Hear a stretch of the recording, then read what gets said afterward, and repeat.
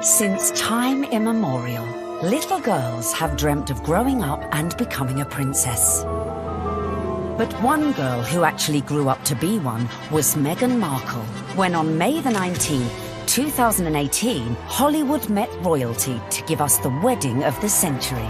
The most glamorous we'd ever seen, watched by over 60 million people across the globe. The wedding was phenomenal. It was a royal wedding, but it was on a completely different level. But what took an ordinary Californian girl, a divorcee, all the way to Kensington Palace and to becoming Mrs. Prince Harry?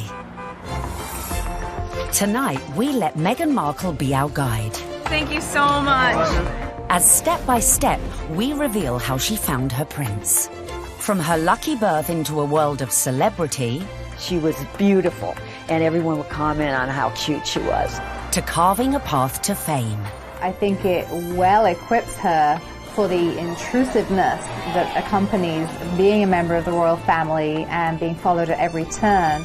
Entering into royal circles. She's like an arm's throw away from Pippa Middleton. And then conquering the in-laws. She found herself a true fan in the Duke of Edinburgh. He was apparently hugely impressed with how well-read Meghan was. If you've ever fancied becoming a princess, then stay tuned. Because through Meghan's incredible journey, here is the definitive guide on how to bag a prince. In her dating years, Meghan was said to be an avid reader of 90s book, The Rules, a self-help dating guide read by millions worldwide. But The Rules ain't got nothing on the Meghan Markle handbook. Beginning, of course, with step 1, be born into showbiz. To bag your Prince Charming, it always helps to start off in life with celebrity connections. And with Mum Doria and Dad Tom working in the entertainment industry, Meghan was all set. Meghan has a true showbiz upbringing. Her parents actually met on the set of General Hospital. Her dad was working on the lighting, her mom was temping there. It was the late 70s when my parents met.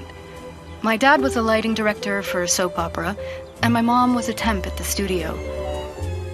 I like to think he was drawn to her sweet eyes and her afro, plus their shared love of antiques. Whatever it was, they married and had me. They moved into a house in the Valley in LA, to a neighborhood that was leafy and affordable. Nice, huh? You like these ponytails? Unsurprisingly, young Meghan soon caught the acting bug and would often visit her dad on the set of long-running TV sitcom Married with Children. Meghan had very much a showbiz upbringing. She would have been on set occasionally. She would have met famous actors and actresses probably from a young age, and understood that they were just people, and understood that there is a work that goes on behind the camera, because that's what her dad did. So she would have seen the reality of what it means to be famous from a very early age. Married with Children was, at the time, considered so risque, it was even boycotted by some viewers. So I grew up on the set of Married with Children every day after school for 10 years. I was there. Wow. I know. It's a very perverse place for a little girl who went to Catholic school, no less, to grow up. There were a lot of times my dad would say, "Meg, why don't you go and help with the craft services room over there? This is just a little off-color for your eyes." I wasn't allowed to watch it at home. I could watch the end credits, so I could give the screen a kiss when I saw my dad's name go by. I mean, they seemed very close as father-daughter, and I mean, she was a striking child. She was beautiful, and everyone would comment on how cute she was. But beyond that, and more important than that, was the fact she was just a very nice little girl and very respectful, and just really a sweet kid to be around. I think one of the things that Meghan possesses, which is so ideal for her current role, is a comfortableness, a level of ease in front of a camera. And part of that would have been because she was raised to see the other side of a camera. Like her future hubby, Meghan's parents divorced when she was little, and from age 6, she lived with her mother. But even if she didn't know it yet, with her immersion into the world of showbiz, little Megan's journey to find her Prince Charming had already begun. As developing a social conscience from a very early age is step number 2. We all know royals love a good charity fundraiser and supporting important causes. So, to increase your chances of royal romance, get involved with a good cause from an early age. Although Meghan's parents were divorced, together they instilled in her a sense of social justice.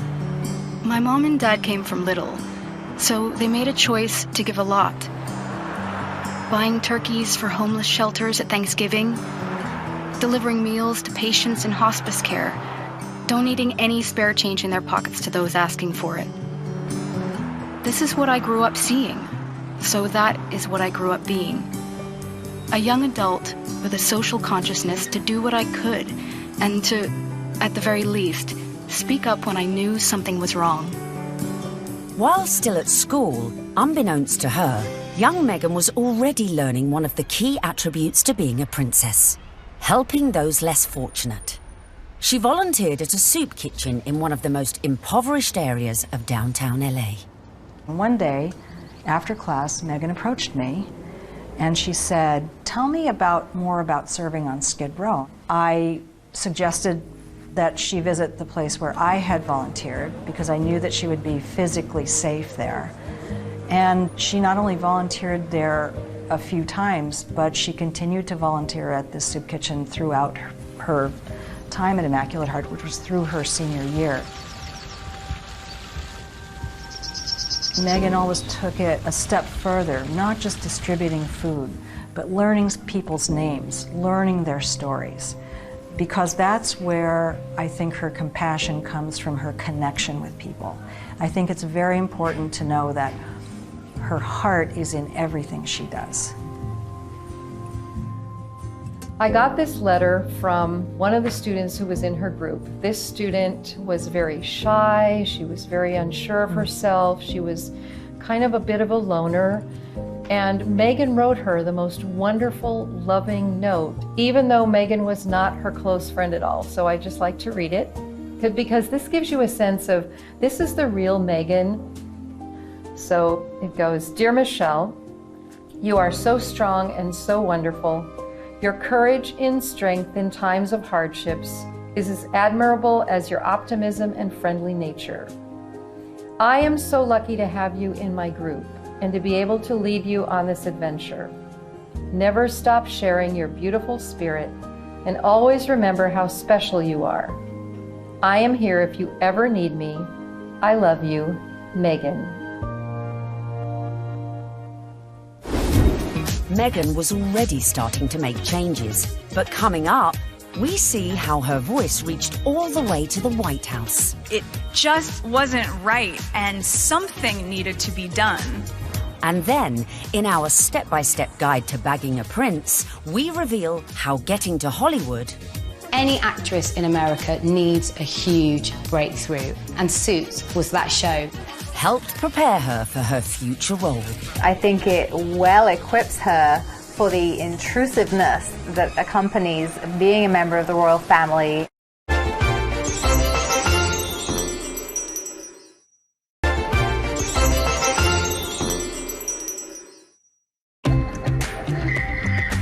While still at school, Meghan had developed a strong social conscience. And as she grew, so too did her passion for change. Please welcome Meghan Markle. Which in 1993 took her all the way to the White House. Well, good evening. That doesn't feel like enough, does it? It's just great evening. Maybe that's better. The fact that Meghan is interested in these causes, that's not new. It's not something that she's taken up after a life of celebrity, that she's suddenly found out that she needs to help people. It really started from the very beginning when she was just a little girl. So Meghan's first foray into activism came when she was 11 years old, and she and some classmates were watching commercials and analysing them for their social studies class. The gloves are coming off. Women are fighting greasy pots and pans with Ivory Clear. The tagline said, "Women all over America are fighting greasy pots and pans." 2 boys from my class said, "Yeah, that's where women belong, in the kitchen." I remember feeling shocked and angry and also just feeling so hurt. It just wasn't right, and something needed to be done. My name is Megan Markle. I'm 12 years old. Last week at my school, we decided to watch the news for social studies. While flipping through the channels, we saw a commercial for the new Ivory Clear dishwashing liquid. In the commercial, they said women are battling grease, meaning only women do dishes. This infuriated Megan, and she went home, talked to her dad about it. Her dad encouraged her to write letters to various people. Megan wrote to Procter & Gamble, the company who made the advert, to then First Lady Hillary Clinton, and to children's current affairs show Nick News, who sent a reporter to interview her. I don't think it's right for kids to grow up thinking these things, that just mom does everything. So I was wondering if you would be able to change your commercial to people all over America. Thank you, Megan Markle. Incredibly, the 12-year-old's lobbying paid off. And it was roughly a month later when the soap manufacturer, Procter & Gamble, changed the commercial. The gloves are coming off. People are fighting greasy pots and pans with Ivory Clear. She had a sense that she could affect change, even though she was just one small person. She had a voice. If you see something that you don't like or are offended by on television or any other place, write letters and send them to the right people, and you can really make a difference for not just yourself, but lots of other people. Propelled into the limelight at such a tender age, as an adult, Megan's passion to effect change would burn no less brightly and push her closer to the world of her prince-to-be. As some 20 years later, she would take on causes, some of which were close to her future beau's heart, such as becoming global ambassador for international children's charity World Vision, promoting sanitation projects in remote villages. Megan's visits to countries like Rwanda, her focus on girls and women, all of these speak to her concern for female empowerment and really wanting to make a difference that way. You'll feel really good at the end of the day knowing that you've been a part of that. I gotta get these kids home. I'm gonna go take a picture with them. We all know that charity is a huge, huge thing for Prince Harry. He's been working with various charities for years, and it's something that's really close to his heart because of how important it was to his late mother, Diana. If you wanted to impress him, doing a lot of charity work would probably go down very well. But being charitable alone might not be enough to bag a prince. So bring on step number 3. Of course, one possible way to bring yourself closer to royalty is to become a celeb. Easy, right? Meghan was a natural-born performer after all. Long before I taught Megan, I saw her in the school plays. And she was one of those girls, when she was on stage, you were drawn to watch her because she just had this charisma and this charm, and she was really good. We have a musical and a play every year, and she was certainly one of the many shining lights that we have here at Immaculate Heart. After leaving high school, Meghan's dramatic flair led her to enroll at the prestigious Northwestern University, where she studied theatre and international relations. International relations and basically showbiz. It is a perfect combination for someone who's going to be in the royal family. There's a lot of showbiz involved in the royal family, and you know, no one talks about it, but it is like being an actress. You have to be so excited to meet people, some of whom may even say something that's a bit insensitive or rude, and you have to still make small talk and still smile all the time. You get your picture taken. Megan's preparation really couldn't have been better for this role. Prior to attending university, she auditioned for roles in music videos for artists such as Shakira. After the aftermath of this audition. This is the aftermath of the audition. And it went pretty well. We just had to dance crazily. And so I did. And it was tiring. We just all danced like wild women. And I was shaking my hair around. And so that's that. While at university, Megan showed promise on stage, starring in a number of student movies. Back home in LA one Christmas, a friend introduced her to a manager who'd watched one of her films. He offered to find her work in return for 10% of her earnings. But as she would soon discover, the path to success was not an easy one. A young actor, actress trying to break into the business, it is not easy. My parents had been so supportive, watching me audition, trying to make ends meet, taking all the odds and ends jobs to pay my bills. I was doing calligraphy, and I was a hostess at a restaurant, and all those things that actors do. There's so many people out here who want to get into the entertainment industry. It's difficult. I had a beat-up Ford Explorer Sport that rattled like a steamboat engine in the morning.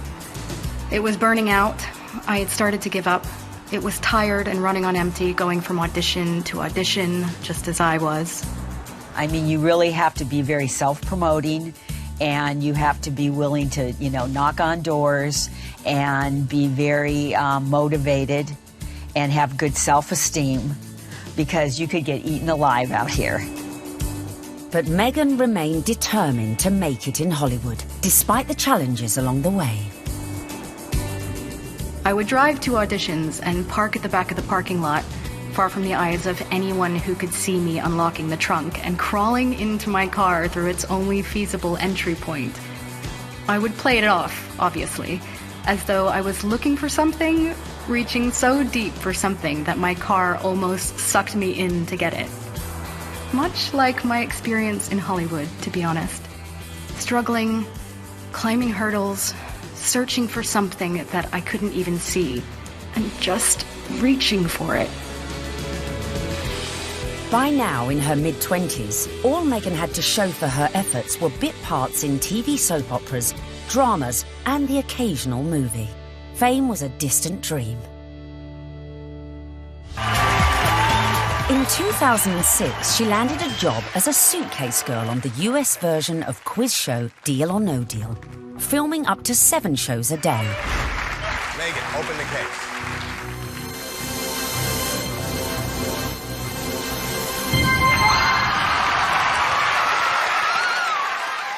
For somebody like Megan, appearing as essentially an adornment on a game show would not be her ideal job. I'm sure she appreciated the paycheck, but she would have felt creatively unfulfilled. Just to be seen as a pair of legs or a pretty girl holding a briefcase full of cash, that's not what Megan was after. But unfortunately, that is part of what leads to fame. You have to kind of pay your dues. You don't just start out on a show like Suits.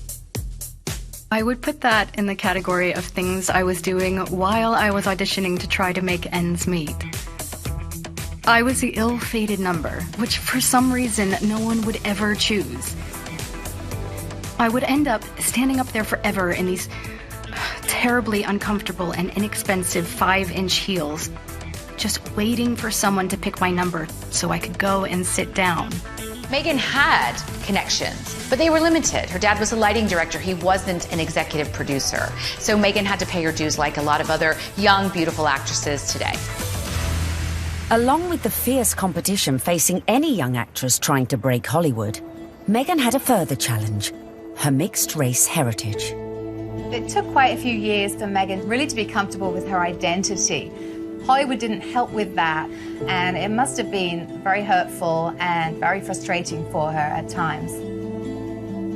It's not easy making it in Hollywood if you're not blonde and typically, the aesthetic look. And Meghan Markle was definitely struggling in her years trying to make it.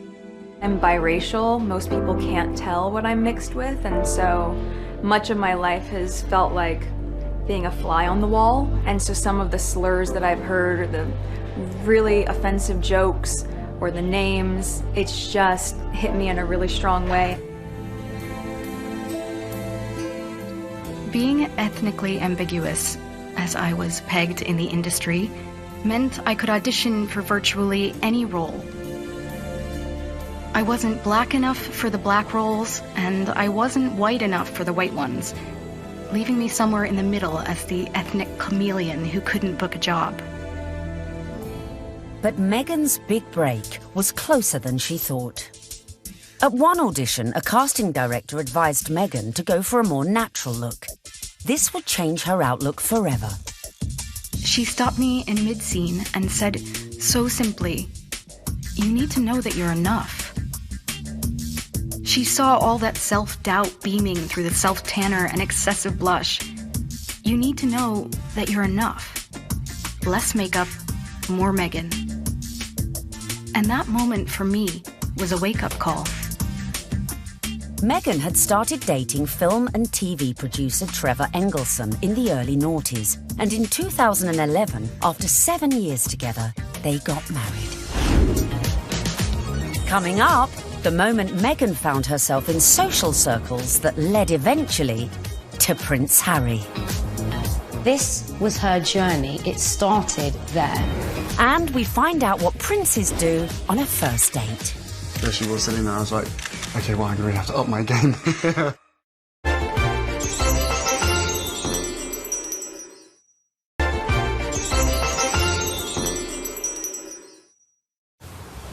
Bagging a major TV role isn't easy. But luckily for Megan, her breakthrough was just around the corner.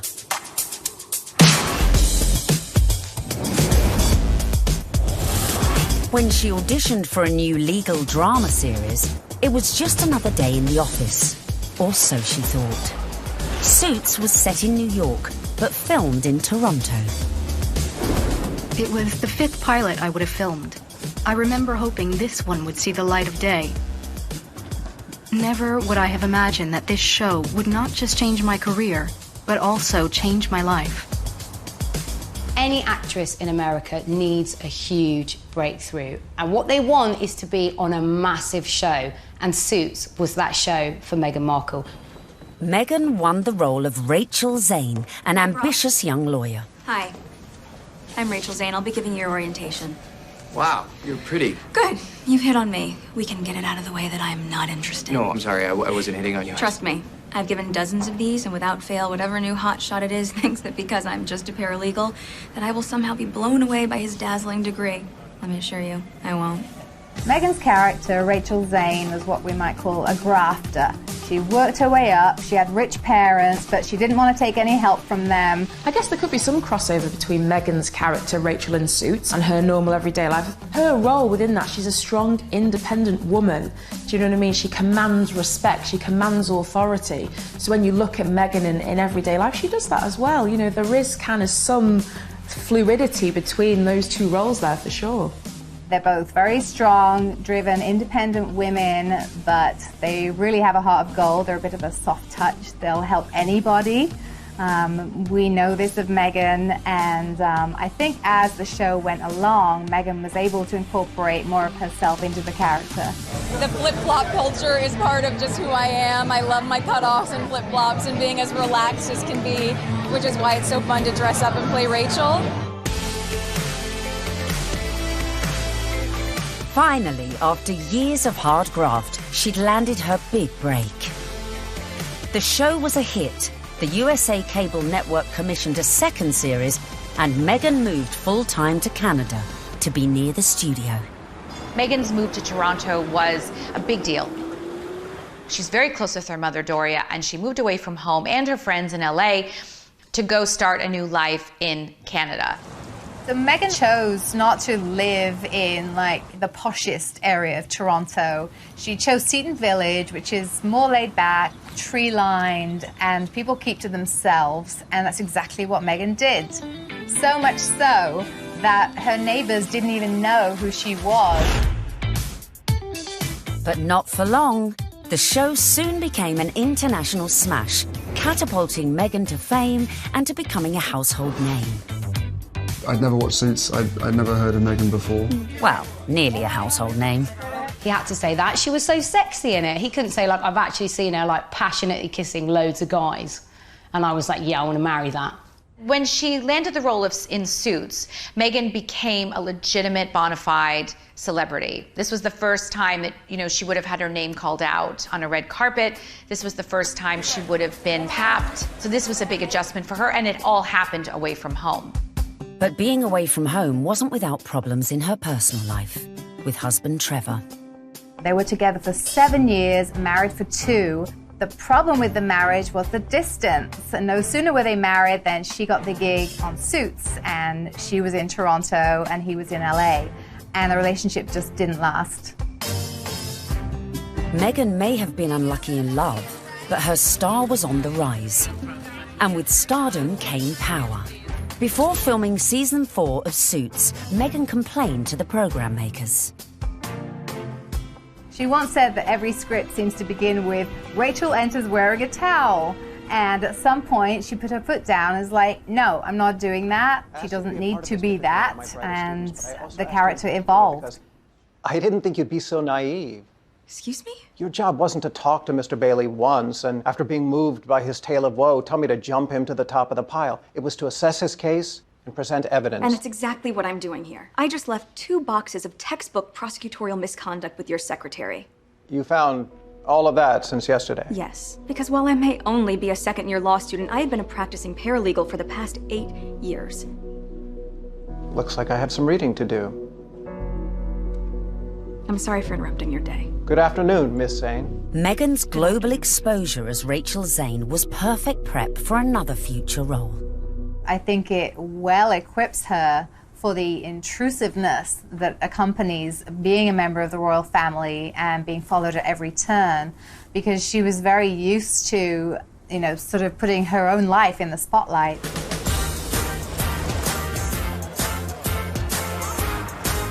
So, having been working hard on Suits and needing a well-earned break, Meghan decided to have a summer holiday in London.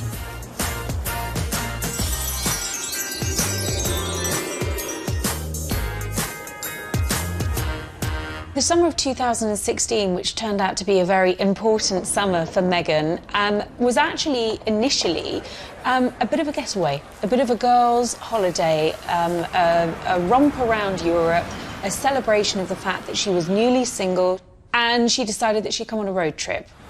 When she came to London, Meghan had a couple of girlfriends over here. Misha Nunu had opened up quite an elite circle of friends to Meghan. Among them was Violet von Westenholz, who was working for Ralph Lauren at the time as a PR, and had the opportunity to dress Meghan Markle in some outfits when she was doing some promotional work for Suits. And while they were dressing Meghan, she and Violet established quite a nice rapport, so much so that Meghan was invited into the VIP hospitality tent at Wimbledon that summer to watch her good friend Serena Williams play a game of tennis. Obviously, you go to Wimbledon and you hang out in the VVIP area. She was sitting in the royal box, pretty much. She was just close by. All the pictures have shown she's like an arm's throw away from Pippa Middleton. This was her journey. It started there. During this time, Violet is rumoured to have suggested Meghan might like her friend Harry. That's Prince Harry to you, who also just happened to be single. Amazingly, for a royal romance, it started on Instagram. And Harry had a look through Meghan's Instagram page. I was told Meghan had a look through Harry's Instagram page, and it was Violet who really had brought them together. She played matchmaker.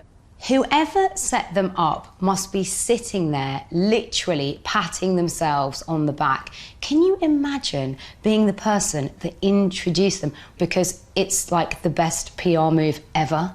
I didn't know much about him, and so the only thing that I had asked her when she said she wanted to set us up was, I had one question. I said, well, is he nice?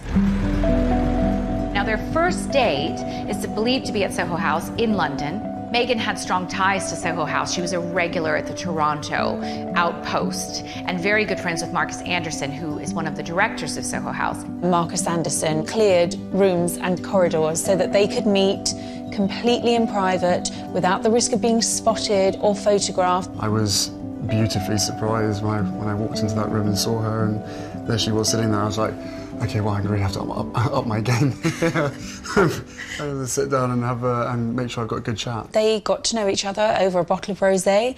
They clicked, I was told, immediately over their joint passion for charity work, their love of philanthropic work, and there was an immediate spark. We met twice back-to-back, 2 dates in London last July. Yes. Then it was, I think, about 3, maybe 4 weeks later that I managed to persuade her to come and join me in Botswana. What happened next was the stuff of fairy tales, as the couple embarked on a whirlwind romance. Harry and Meghan, they were both astonished at how quickly their relationship developed and how deeply they felt for one another, almost from the get-go. I think perhaps a sign that things had gotten off to a good start and were actually really accelerating rather quickly in terms of a royal romance was when Meghan started referring to Harry as Has to her friends, and he was affectionately calling her Meg to his. Though originally worlds apart, they had much in common after all, both with divorced parents, both famous, and sharing an interest in the developing world. It was one of the first things we started talking about when we met, was just the different things that we wanted to do in the world and how passionate we were about seeing change. I think that's what got date 2 in the books, probably. Plenty to talk about. And date 2 quickly led to their first trip away together, a mere month later, on safari in Botswana, a country close to Harry's heart after first visiting following his mother's death 19 years earlier. We camped out with each other under the stars. We spent, come and join me for 5 days out there, which was absolutely fantastic. So then we were really by ourselves, which was crucial to me to make sure that we had a chance to get to know each other. A secret long-distance relationship then ensued, with the occasional clue, such as the couple being separately pictured wearing matching blue bracelets, and the odd tantalising social media post. But it wasn't long before the couple went public. So the next step to bagging a prince is perhaps the hardest: the engagement.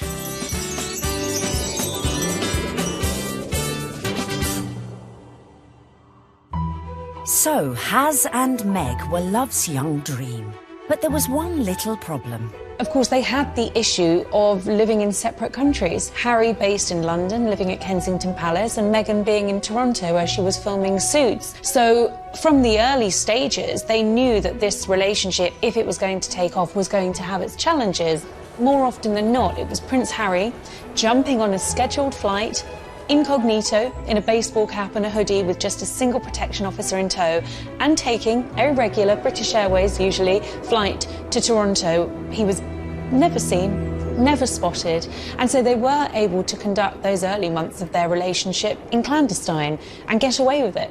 They did have this pact to see each other. That's why the long-distance relationship worked. And the other agreement they had was that they would tell as few people as possible. For Meghan, that pretty much stopped at her parents and 2 of her best friends.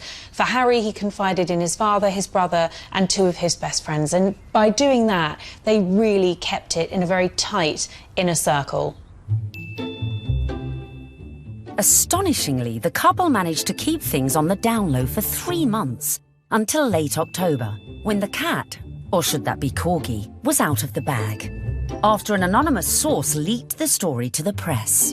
Well, I can't say much about how the story came about, apart from that the information that he was seeing Meghan came to light. And what was interesting in that circumstance, covering a story like that, is normally a name might be mentioned linked to Prince Harry and you wouldn't know who they were, and you'd have to try and research them, and you might not find very much online because they're a private individual. Of course, in Meghan's case, there was reams and reams of information about this American actress with illustrious history, not only of starring in shows like Suits, but also with this huge charitable side to her, and the fact that she had been involved with the UN and everything became apparent. So Really, you have a one-fact story like that and it breaks, and the rest of Fleet Street is then playing catch-up. And it was then after the story broke that you found descending on Meghan's house, chasing after anyone that ever knew her, chasing after family members.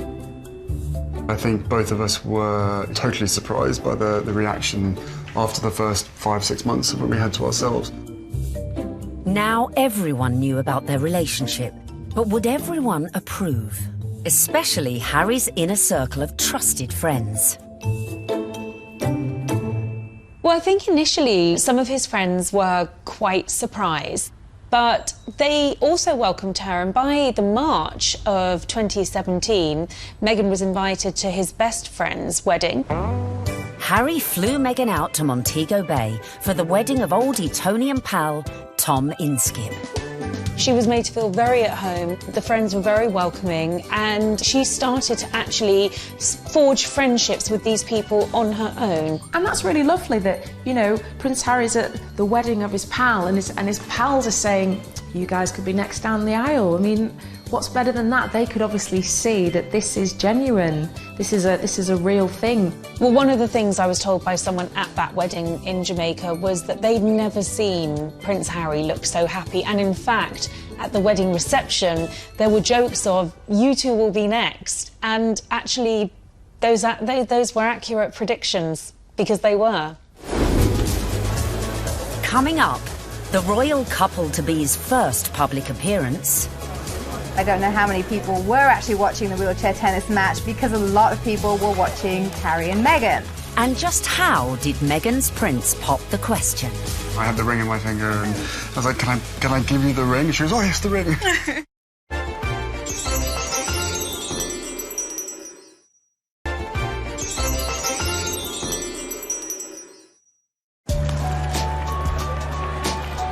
In September 2017, Meghan and Harry made their first public appearance together at the 3rd Invictus Games in Toronto. Haz and Meg's speculation was at fever pitch. It was the public outing that every dedicated royal watcher has been waiting for. Just 24 hours later, the couple abandoned any effort to keep their feelings for each other private.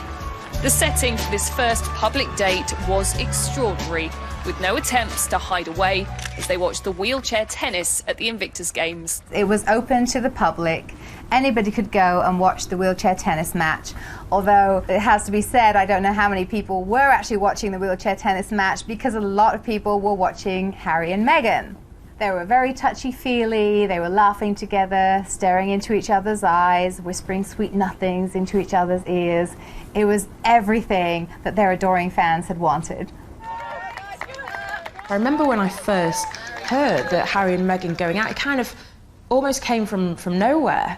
Do you know what I mean? That the whole process was very, very quick, it seemed, in comparison to kind of conventional relationships. But, I mean, come on, this isn't, you know, a normal relationship by anyone's standards. It's, you know, a prince, you know, and a Hollywood actress. Harry and Meghan were now well and truly in the public spotlight. But after 16 months of dating, Meghan got her private moment. While staying with Harry at Nottingham Cottage, his 2-bedroomed home set within the Kensington Palace estate, Hazza popped the question, and Meghan said yes. This afternoon, Prince Harry and Meghan Markle stepped hand in hand into the sunken garden at Kensington Palace. Step number 5 was done. The ring was on it. This was the news the world had been waiting for. Meghan mania ensued, only fueled by a picture-perfect photo call on the 27th of November 2017. Harry, when did you know she was the one? The very first time we met. What struck me most on the engagement day was how calm, considered, sophisticated Meghan was. I'm so happy. Unlike other royal fiancés before her, Meghan had her Hollywood training to give her all the poise she needed, and was quite at home in front of the cameras. You guys, thank you so much. I was reminded of the days when Prince Charles and Princess Diana came out on their engagement day and how awkward and inarticulate it all was. And I suppose in love. Of course. Whatever in love means. It didn't have the right feel to it. And even when Catherine and William became engaged, Catherine seemed very, very nervous. No, it's very important to me, and I hope we'll be able to have a happy family ourselves. Straight here, please. Not so Meghan. She was the one who seemed the least nervous of the lot. I think it's absolutely clear from their closeness, from their body chemistry, from the energy between them, that these two knew absolutely what it meant to be in love, and they were truly, madly, deeply in love. This engagement had the world's press queuing up to get the perfect front-page shot of their real-life American princess. And it came right at the end. The real picture is the one where they think they're out of view and they put their arms round each other's waist. Very unroyal and very lovely. And it would seem the look Meg chose for this all-important announcement came from one of our very own royal watchers. There's a really funny story about me wearing a particular coat, a particular pair of shoes, and a dress, and visiting Buckingham Palace, where I met Prince Harry and Prince William. About 3 weeks later, the biggest story of the year, Prince Harry announces that he's marrying Meghan Markle, and she happens to be wearing exactly the same outfit as me. So, one of two things happened. Either Prince Harry saw what I was wearing and thought, I definitely want my bride to look just as good as this girl, as him. Or Meghan Markle was somewhere on the grounds and really rated my outfit. Then came the pitch-perfect press call, where an uber-relaxed Meghan discussed the couple's courtship. The one thing that fascinates me about this is the fact that she is a product of Hollywood, product of television, product of entertainment. And therefore, there's a sort of ease in communication, and there is an inbuilt knowledge of what the media are trying to get at. It was definitely a setup. It was a blind date. This was a world with which Meghan had been familiar before she met Harry, and her ease was there for all to see. Because I'm from the States, you don't grow up with the same understanding of the royal family, and so while I now understand very clearly, there's a global interest there. She's different because she represents the global world we're in, the fascination we have in America, the fascination we have in celebrity, diversity, and she's a very strong woman. Just an amazing surprise. It was so sweet and natural and very romantic. I had actually been told by one of his friends that he had planned to pop the question in Botswana. For whatever reason, he didn't. It happened a few weeks later while they were at home at Nottingham Cottage, roasting a chicken. Utter domestic simplicity and bliss, and incredibly romantic. He got on one knee. As a matter of fact, I could barely let you finish proposing. I said, can I say yes now? She didn't even let me finish. She said, can I say yes, can I say yes? And then there was hugs, and I had the ring in my finger, and I was like, can I give you the ring? She goes, oh yes, the ring.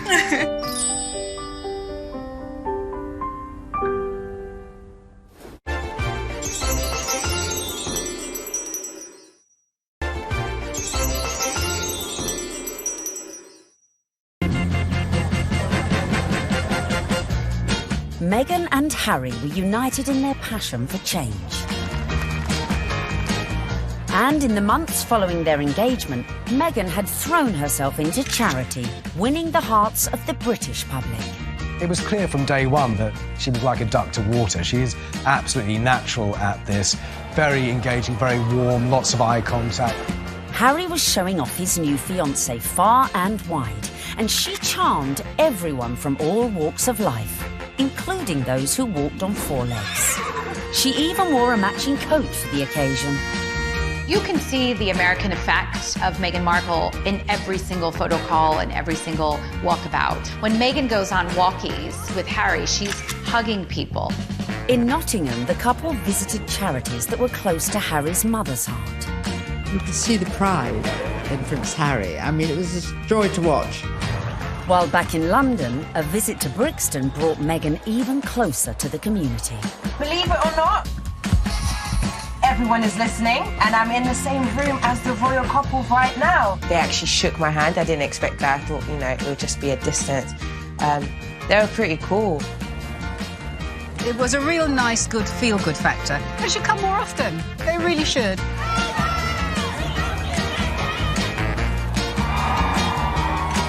Slowly but surely, the British public was falling in love with our Meg. But would this be the case with the in-laws? The next step in Meghan's journey would be getting to know the firm. And the hotly debated topic of her background was never far from the fore. You be Harry, and I'm gonna be the, Queen Elizabeth, since I got this on, right? And you telling me about your girlfriend, okay? Hello, Harry. Grandmother, I met this beautiful woman, and she just happens to be mixed race. Step 6 in our guide to bagging a prince is charming the in-laws.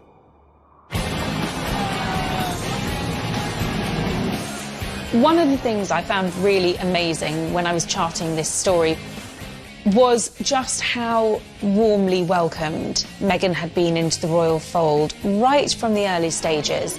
The early meetings with William and Kate and Charles and Camilla, they were very welcoming.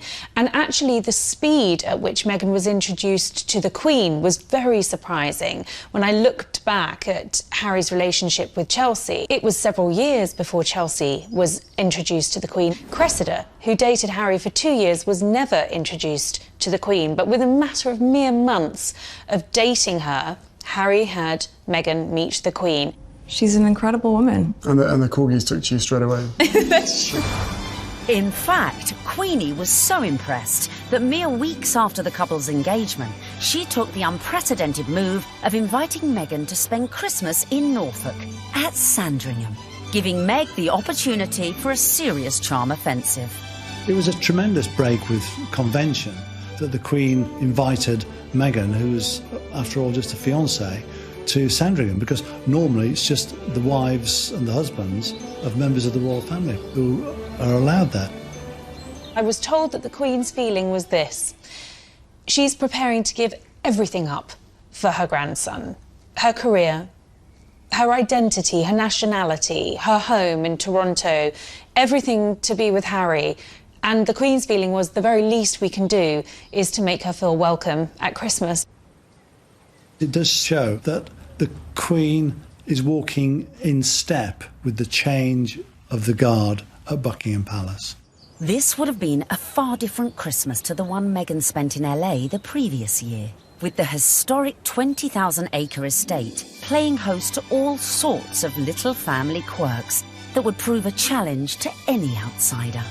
Well, Meghan would have had to get her head around quite a few royal family traditions. They open their presents on Christmas Eve. The presents that they exchange aren't what you'd really expect for members of the royal family. They tend to share really jokey presents with one another.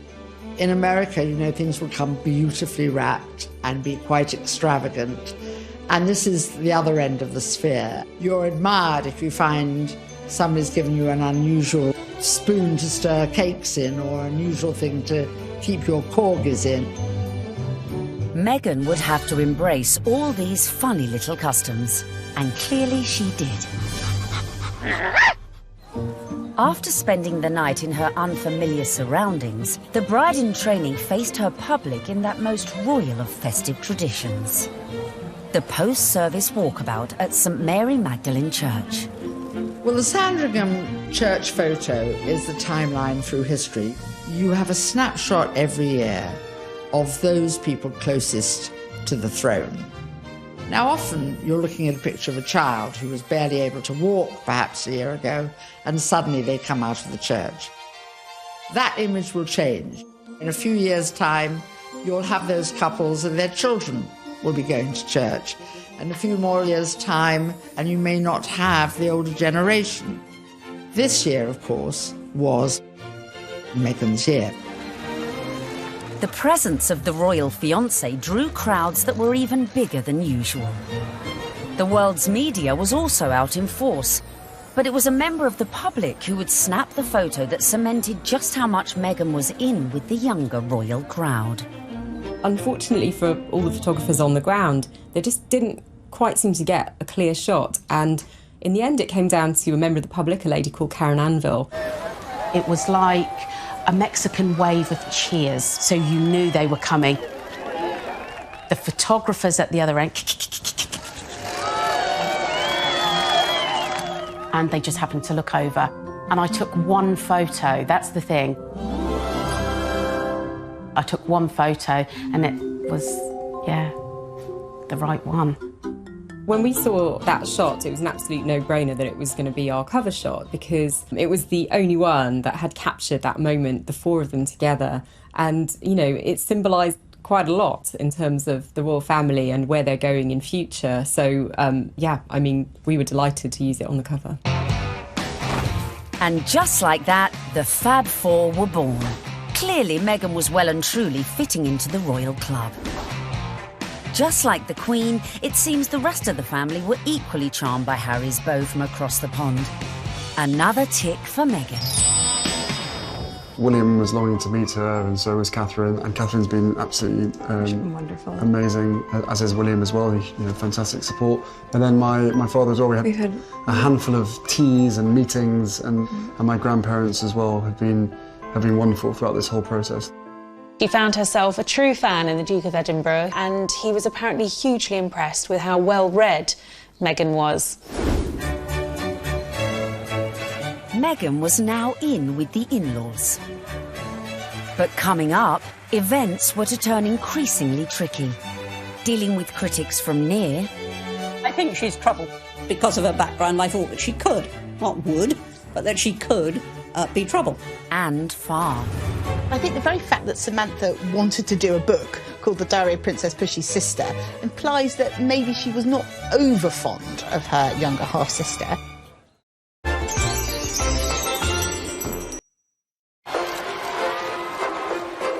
Meghan was proving popular with the in-laws, the friends, and was now conquering the British public. But what to do when you find out not everyone likes you? I don't know about this Meghan Markle. Yeah, she's too confident and self-assured. Do you see what I mean? This water feature's shit, isn't it? Yeah. Oh my God, I thought I was doing so well.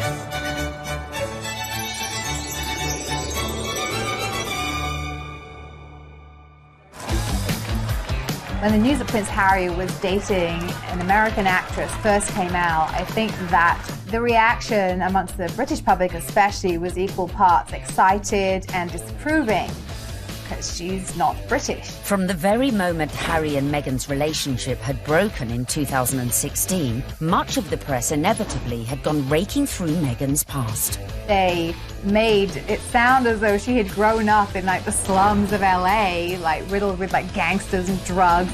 With some reports focusing on the breakup of her parents' marriage and her relationship with her half-siblings.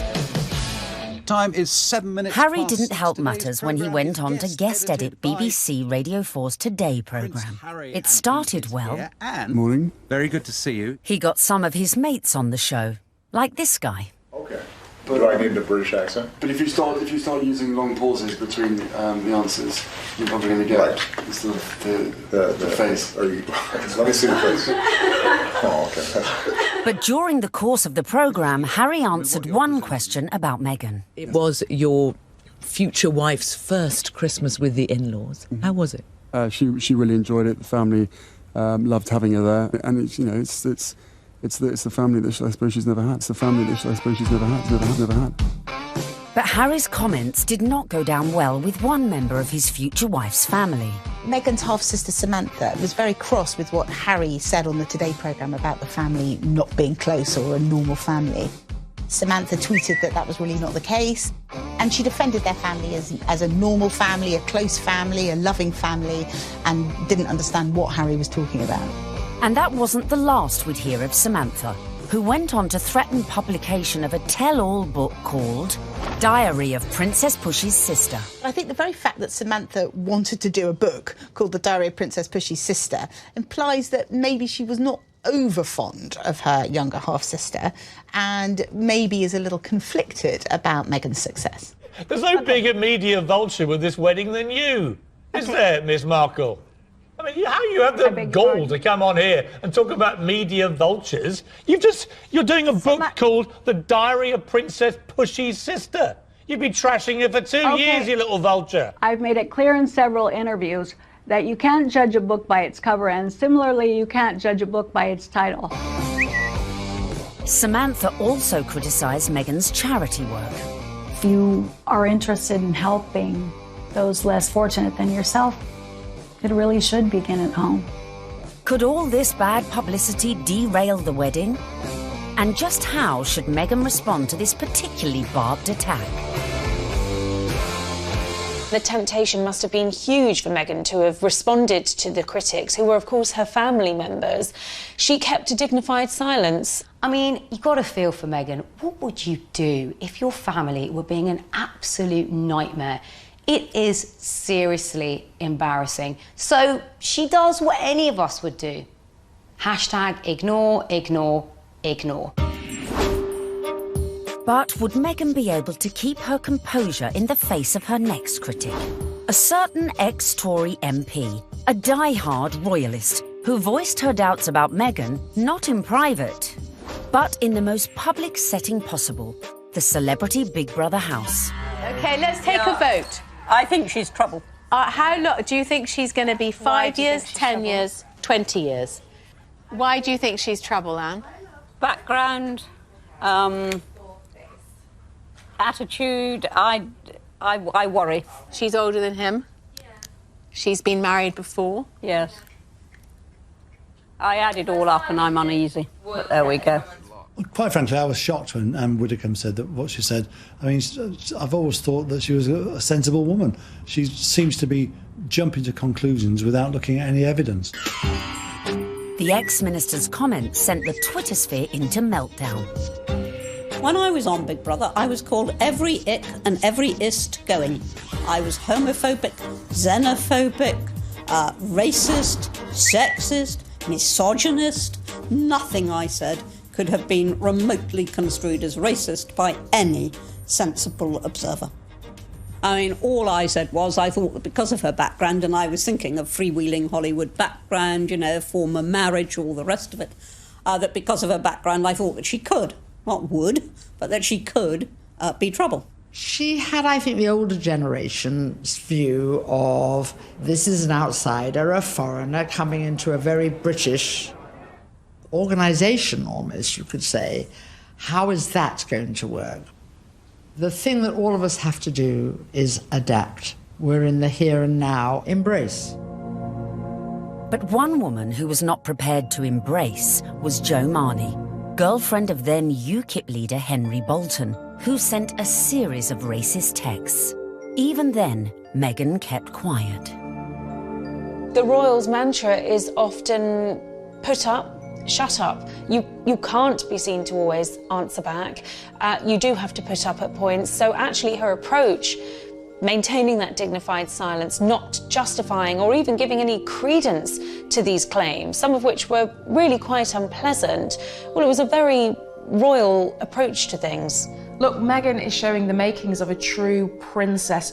You've got to have that decorum. You've got to, on some occasions, actually, you know, keep silent and pick your battles.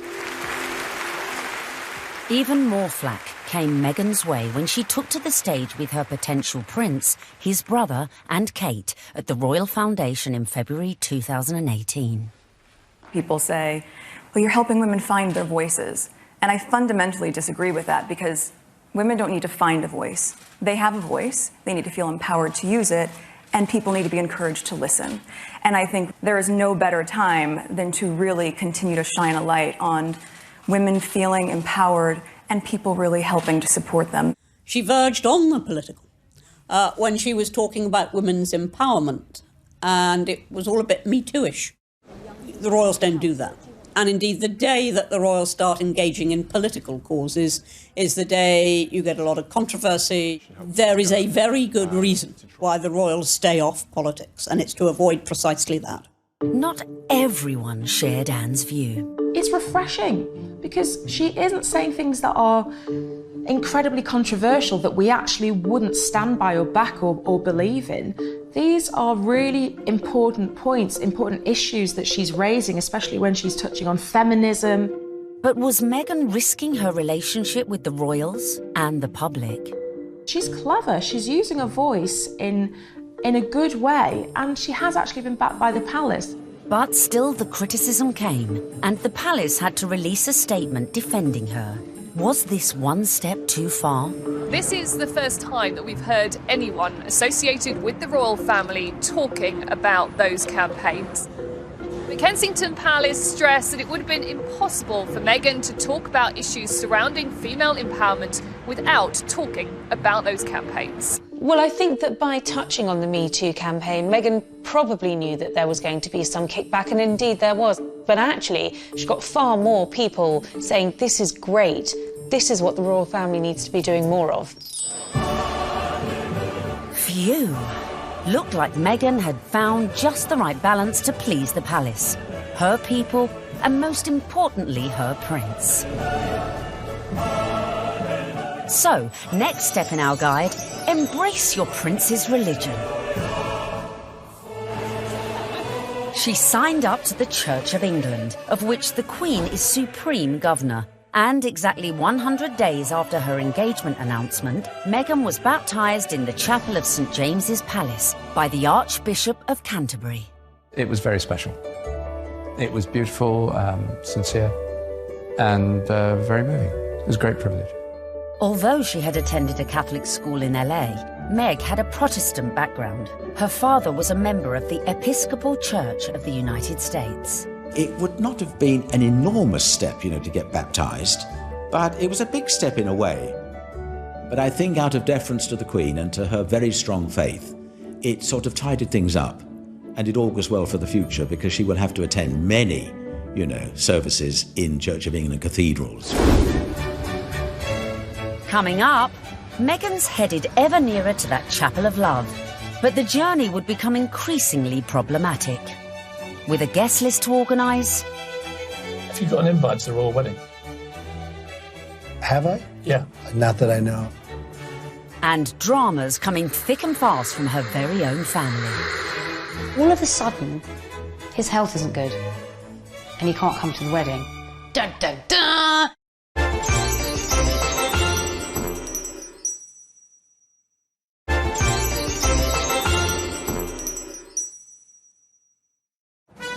Welcome back, where we find Meghan almost at the final furlong of her romantic journey.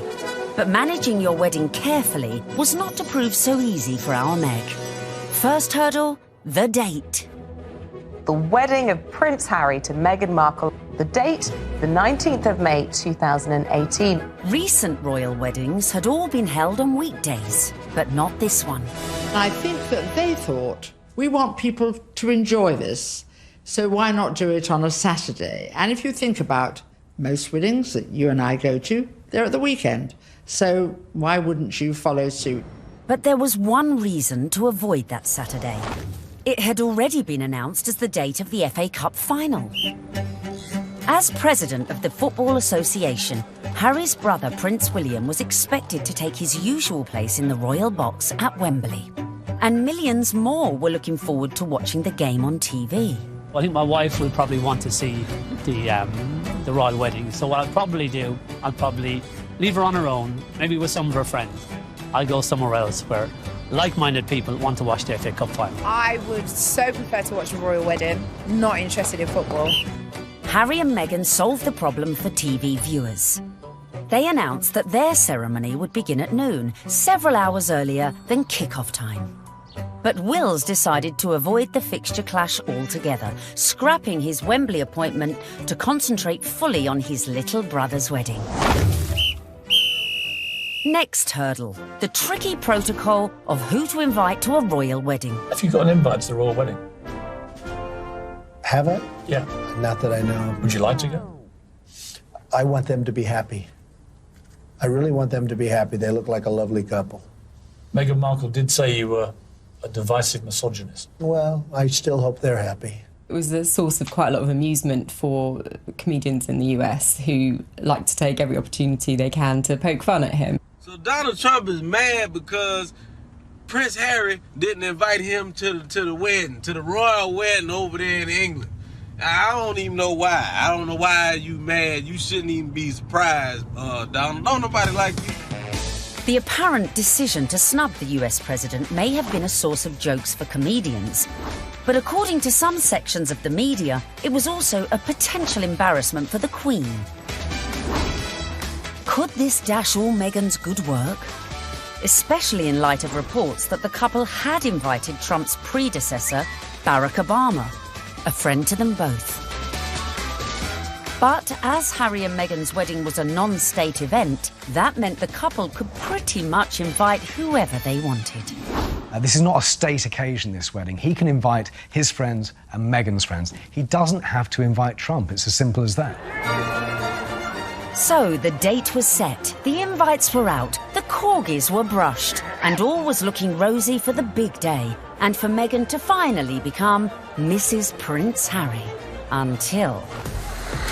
That week lead up to the wedding was like watching an episode of EastEnders.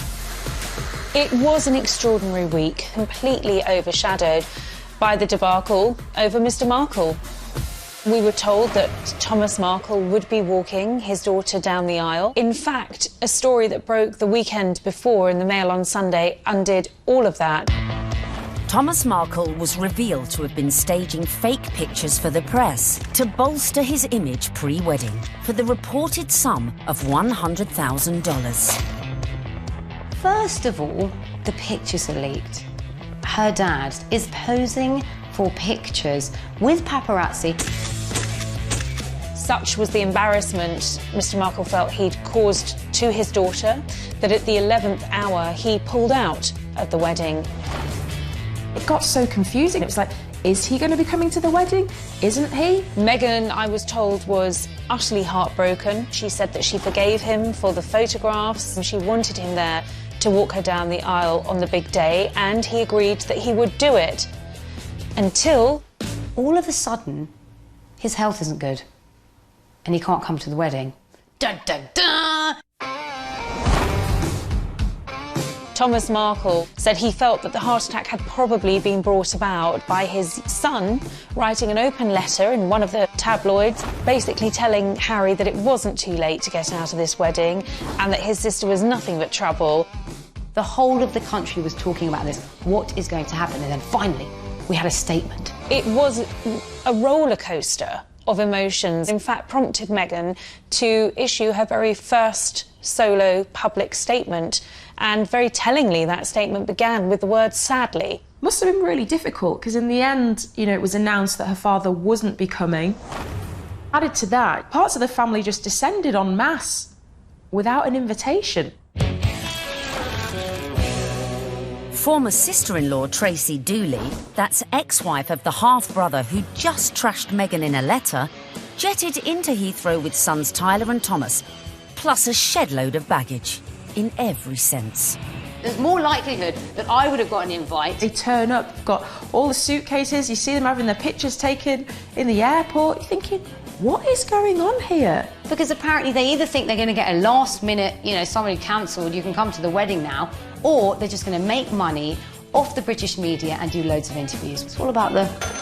be a pretty exclusive event. Right. So, I mean, if they feel like they would like to invite us, we'd be honored, and if not, we're going to be cheering her on and totally supporting her no matter what. And then on top of all of this, Meghan has to find out that her nephew Tyler is growing cannabis and has even called his special batch the Markle Sparkle. I mean, it was just disastrous from start to finish, and I think actually everyone, not just Meghan, was pleased when they packed their bags and went right back to where they came from. Cue an epic sigh of relief at the palace. Despite all these problems, the wedding stayed on track, which brings us nicely to step 11.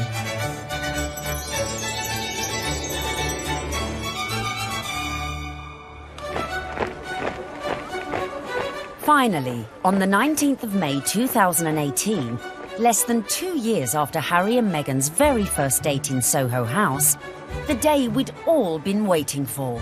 The world tuned in for the fairy tale wedding of the century.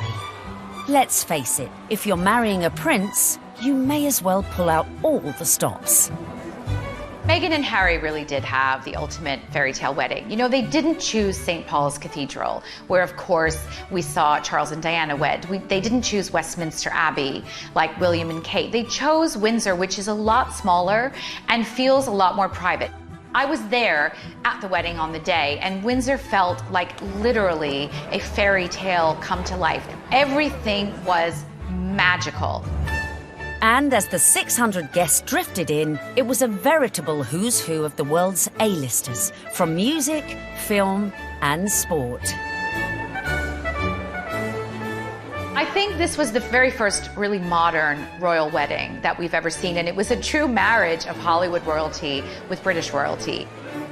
Oprah Winfrey, Idris Elba, George Clooney and Amal, and the cast of Suits. You had Hollywood stars mingling with British aristocracy. It was extraordinary to see.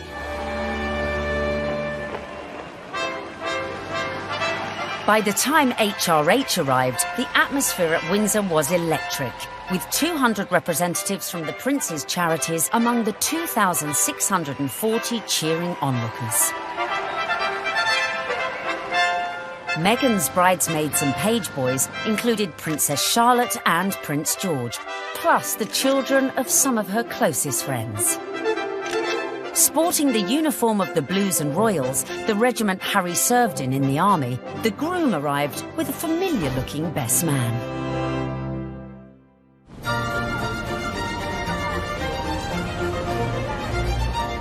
Right on cue, Meghan arrived with Mum Doria in the Queen's Rolls-Royce Phantom 4.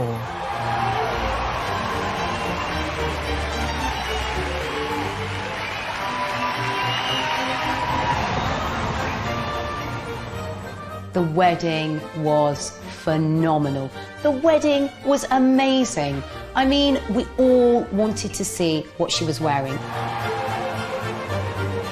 And we weren't disappointed when Meghan stepped out in a Givenchy dress with a veil featuring flora and fauna from 53 Commonwealth countries. Topped off with her something borrowed from the Queen, Queen Mary's diamond bandeau tiara.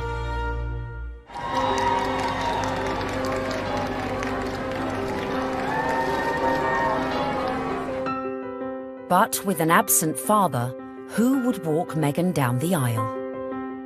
Prince Charles rises to the occasion. Prince Charles walks her down the aisle. It's amazing. Hashtag the power of love. Hashtag love survives. When you saw it on the day, it felt like the right thing to do. It was a wonderful way of Charles saying, welcome to the family, and actually of Meghan showing the world just how close she already is to her father-in-law.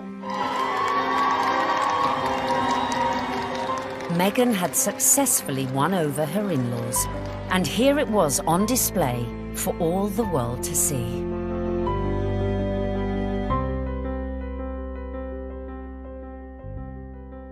It was lovely. It was really lovely. It felt positive, and yeah, you couldn't help but smile watching it. When the night has come. So, not only had Meghan married a prince, but she had ensured that their wedding would be one that the British public would never forget. And neither would the 60 million who tuned in from around the globe. No, I won't be afraid. It wasn't your typical royal wedding. We had been told by courtiers to expect some surprises, but I don't think anyone expected quite what we saw. Listening to that incredible gospel choir, which was a beautiful touch and a wonderful nod to Meghan's dual heritage. Stand by me. Stand by me. Inside you've got the gospel choir, you know, raising the roof with the music. You've got the Reverend Michael Curry. I think without a doubt, Michael Curry was one of the stars, one of the unexpected stars of the day. I don't think anyone was expecting his sermon. I certainly don't think the royal family were expecting his sermon, because the look of surprise And I might say bemusement and bewilderment on some of their faces seemed to suggest that they were quite taken aback. We must discover the power of love, the redemptive power of love. And when we do that, we will make of this old world a new world. He started speaking. He just had everybody on the edge of their seats, whether you were there or you were watching it on the television. The room felt alive. I don't think St George's Chapel has ever heard such an effusive address or heard Martin Luther King quoted in that way. There's power in love. Don't underestimate it. Don't even over-sentimentalize it. There's power in love. You know, there is power in love, and if we hadn't heard it once, it was drilled into us, so we knew that by the end of his sermon. Oh, there's power in love. Her family weren't there. It was just her mother. But her story, her African-American heritage, that was all beautifully reflected in the ceremony and in the day itself. All these things that are really very Meghan just made you realise how much more the world is coming together. It was poignant, powerful stuff. Meghan, I give you this ring. Meghan, I give you this ring. As a sign of our marriage. As a sign of our marriage. By the joining of hands and by the giving and receiving of rings. I therefore proclaim that they are husband and wife. She'd done it. She got the ring and she'd married her prince. Watching that wedding, you know, even if you're not a royalist and you're not a romantic, you really couldn't help but be taken in by it because it was two people that actually seemed like they were really in love, which on any level is just so nice to see.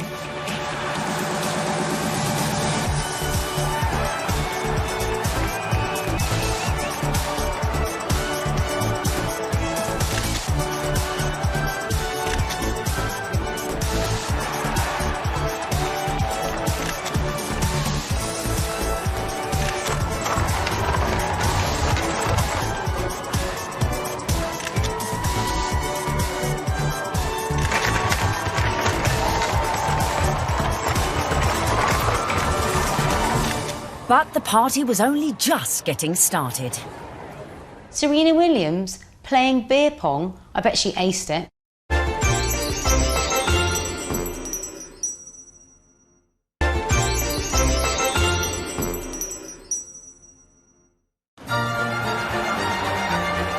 Meghan had gone from actress to duchess. And our penultimate tip, really for those who've gone and bagged their prince, is celebrate with the best ever party. Immediately after the wedding, the couple had all 600 guests back to St George's Hall for a wedding breakfast, which was hosted by Her Majesty the Queen. But the real golden ticket to that event was the private evening party, which was hosted at Frogmore that evening by Prince Charles.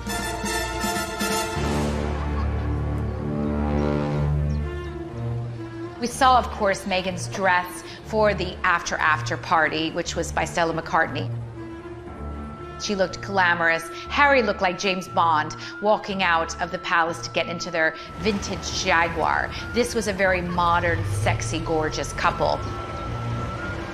We saw the couple speed away in that beautiful blue E-Type Jaguar. Meghan resplendent, it has to be said. Harry looking more James Bond than Prince Harry.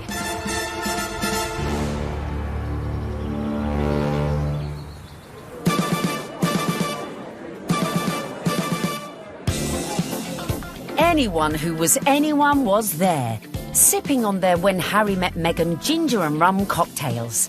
George and Amal, Serena Williams, James Corden, and Idris Elba, who turned DJ for the night and span a few tunes.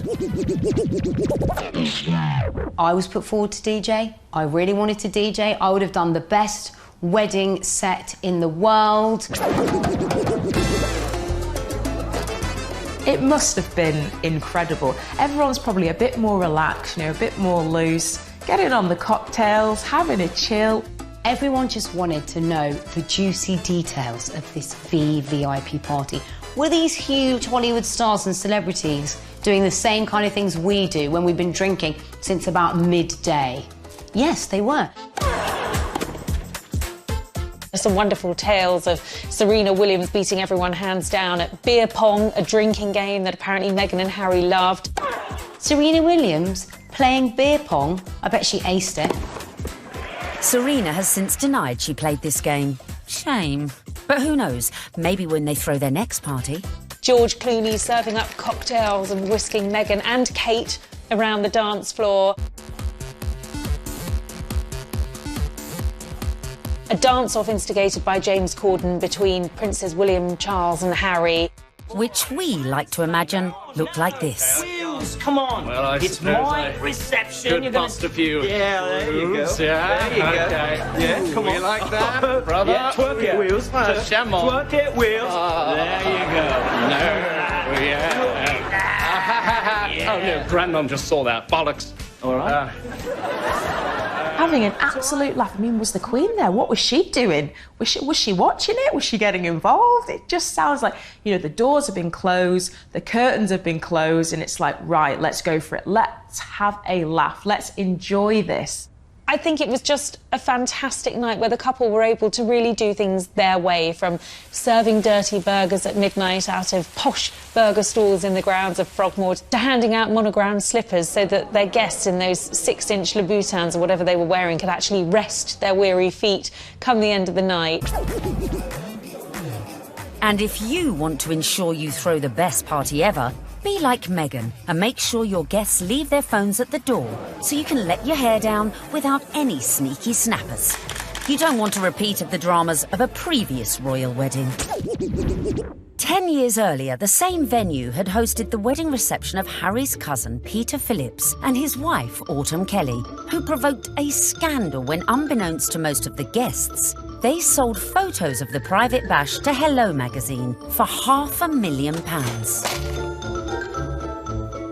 Generally, what happens in the private do's stays in the private do's. There are no cameras there, or none of our cameras are there. So what happened with Peter and Autumn's wedding is controversial and unusual. The junior royals host a wedding ceremony, which is where they're supposed to be the private situation, the most private the royals are ever in, inside their own home, for goodness sake. And they thought this was just photographers at a wedding and happily posed and grinned away. And then were quite amazed in a couple of weeks afterwards to see 59 pages of a Hello supplement dedicated entirely to things that they thought were private family shots. I think it went down like a lead balloon with many members of the royal family. Luckily, Harry and Meghan's wedding reception went off without a hitch, but with a bang. One of my favorite details about the whole thing is that Harry and Meghan snuck away at the after party. They went off to be together. And I think that speaks a lot about this couple. They are, above everything else, madly, genuinely in love with each other. Which leads us beautifully into the final step of our Bag of Prince guide. Live happily ever after. What will we see next? I think we will see them both just dive into work. I think there's a feeling about the two of them that they don't want to hang around. They want to get involved with their charities. She seems to be a woman with a mission, and I don't think it'll be long before we hear exactly where she's going to focus her energy. But of course, this is a couple who also are desperate to start a family, and I think it won't be too long before we hear the patter of tiny royal feet. I think that's definitely high up on the agenda.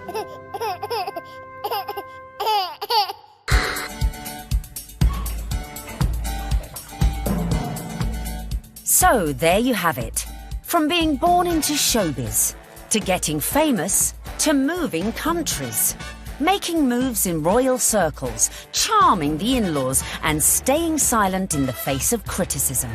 Meghan Markle might not have set out to bag a prince, but follow her lead and maybe you could do it too.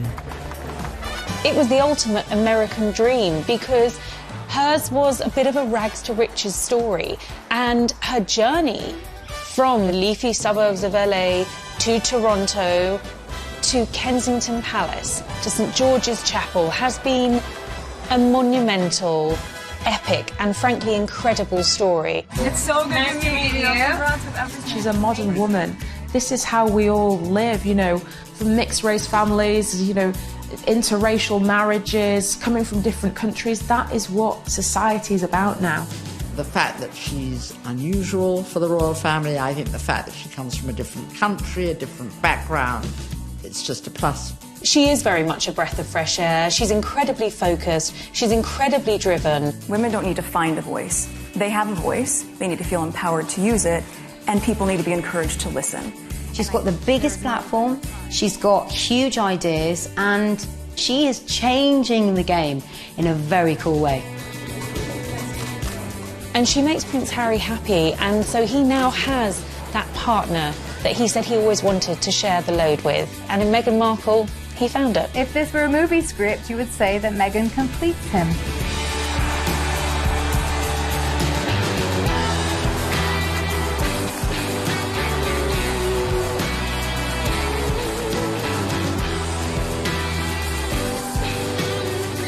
It's an incredible rags to riches story. It's amazing. I'm so jealous.